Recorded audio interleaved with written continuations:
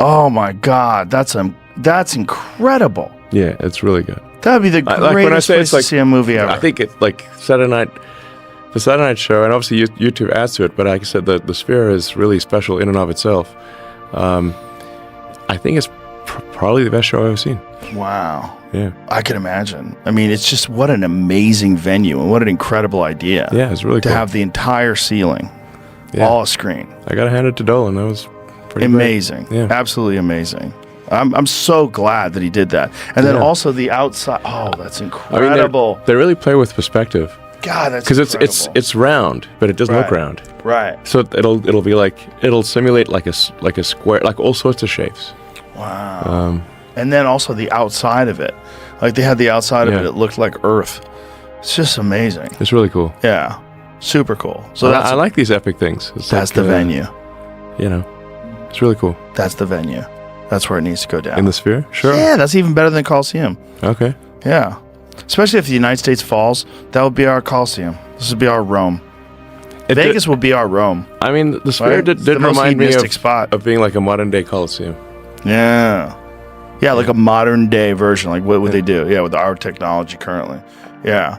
And then Vegas is like kind of Rome-esque in the sense that when we think about like the hedonism of Rome, its final days, that's Vegas. Yeah, totally. Yeah. Perfect. Yeah. Let's go. Let's go. Are you not entertained? You will fucking be entertained. You'll be fucking entertained. So entertained. No doubt. Let's do it. There's one point in time where you were trying to get people to do a pause on AI. I mean, I signed on to a letter that someone else wrote. I didn't think that people would actually pause. But you thought it was probably a good idea if they did. I mean, I think so. Yeah. I mean, making some sort of digital superintelligence seems like it could be dangerous. It certainly has the potential. And certainly has the potential. Well, when you were talking about what this mind virus, how it was able to propagate through the social media and being in control of social media platforms. Yeah. Think about what that means if that same mind virus gets in control of a superintelligence.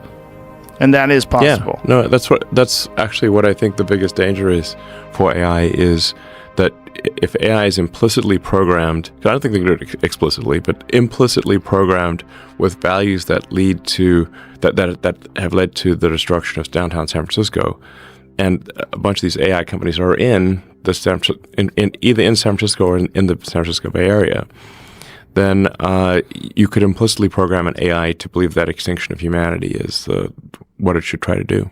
I mean, if you take that guy who was on the front page of the New York Times, and you take his philosophy, which is prevalent in San Francisco, the AI could conclude, like he did, that there are where he literally says there are 8 billion people in the world, it would be better if there were none,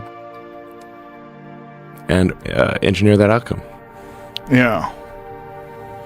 Well, especially if it doesn't need us anymore. If it becomes sentient and then has the ability to make its own decisions and make a better version of itself, it would find us to be nothing but a problem. Like, we have nothing to offer it anymore. Risk. Yeah, it is a risk. So, and like, if you query ChatGPT, I mean, it's pretty woke, Yeah. So, people did, like, experiments, like, write a poem praising Donald Trump, and it won't. but you ask, write a poem praising Joe Biden, and it will. Yeah.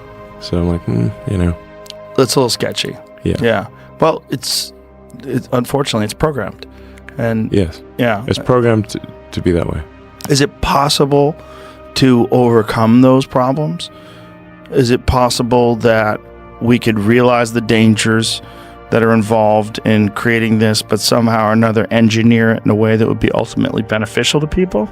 Or is that just a whim? That's a hope and a prayer, a utopian version of what could happen versus the most likely outcome? If you say, like, what is the most likely outcome of AI, I think the most likely outcome, to be specific about it, is a good outcome. Most likely a good outcome, but it's not for sure. So, I think we have to be careful how we program the AI, and make sure that it is not accidentally anti-human. So,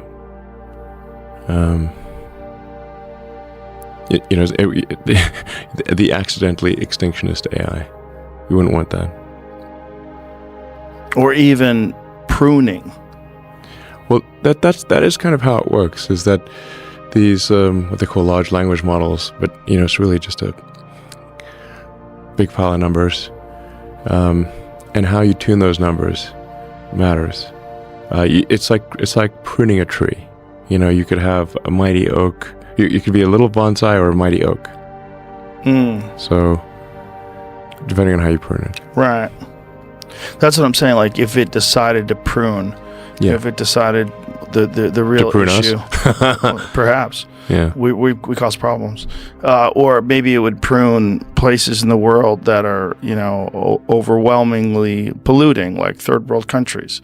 Maybe it would decide that they're not very necessary, particularly if we use computers or AI or some sort of robotics to do human labor. And then you have these areas where human beings are doing this labor and they're polluting, and there's all sorts of issues that come about because of that. You say, well, we just eliminate those people. We eliminate that issue, and then we have 30% less garbage in the ocean. And then it makes this call. Yeah. Yeah. It's something we should be concerned about. And I actually wanted to go. Oh shit! Sorry. I need to go. Shall we wrap it up? Yeah, because I have to go to the airport. I have to fly. I'm flying to London. Yeah, you were explaining that. Yeah, just for AI safety. There's an AI safety conference in London. So yeah, I'm leaving in about an hour and a half. What do you hope to get out of this conference? Well, I don't know. I'm just generally concerned about AI safety, but it's like, what should we do about it? I don't know. Have some kind of regulatory oversight of some kind. It's like you can't just go build a nuclear bomb in your backyard. That's against the law, and you get thrown in prison if you do that. How much of a concern is it? I think maybe more dangerous than a nuclear bomb. Really? Yes. How much of a concern is it if another country develops it before us? I don't know if that we should just be concerned about AI being anti-human. That's sort of the thing that matters.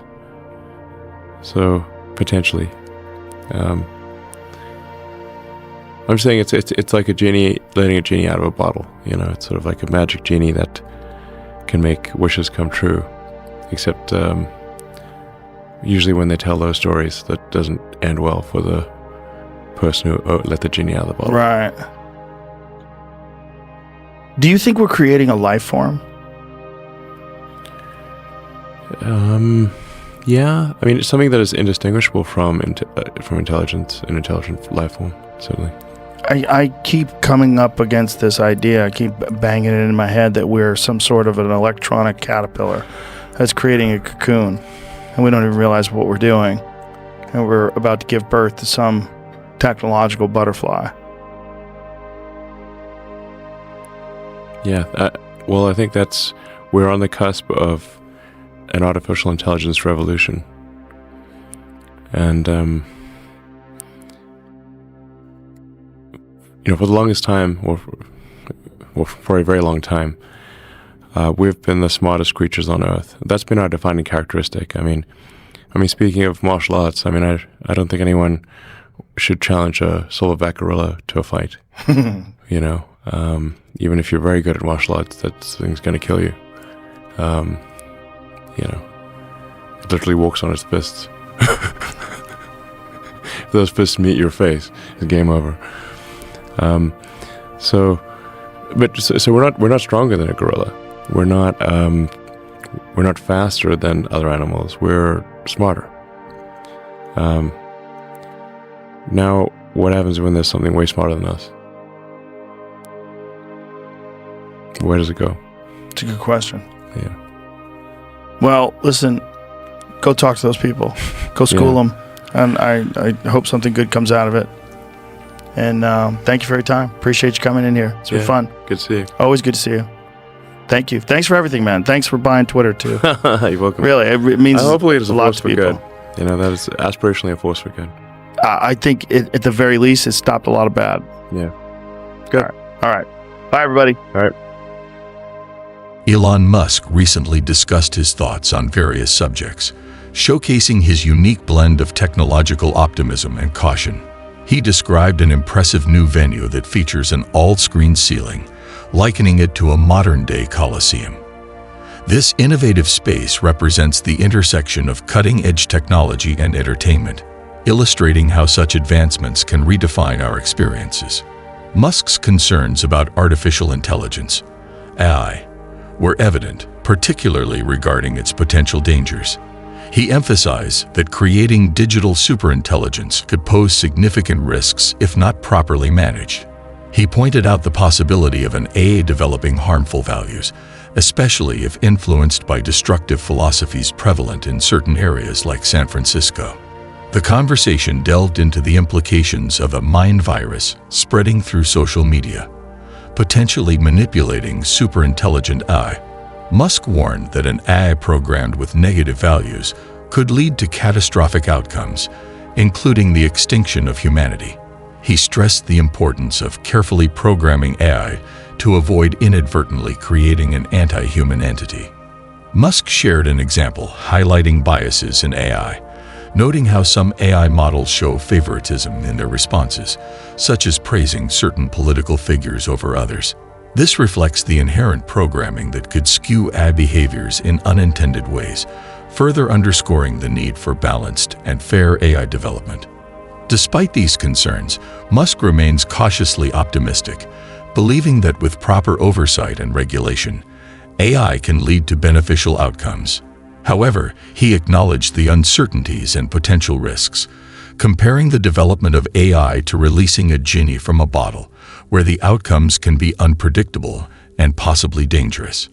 The conversation also touched on the broader implications of AI surpassing human intelligence. Musk pondered the future where AI becomes the dominant intellect on Earth, questioning the role and relevance of humanity in such a scenario.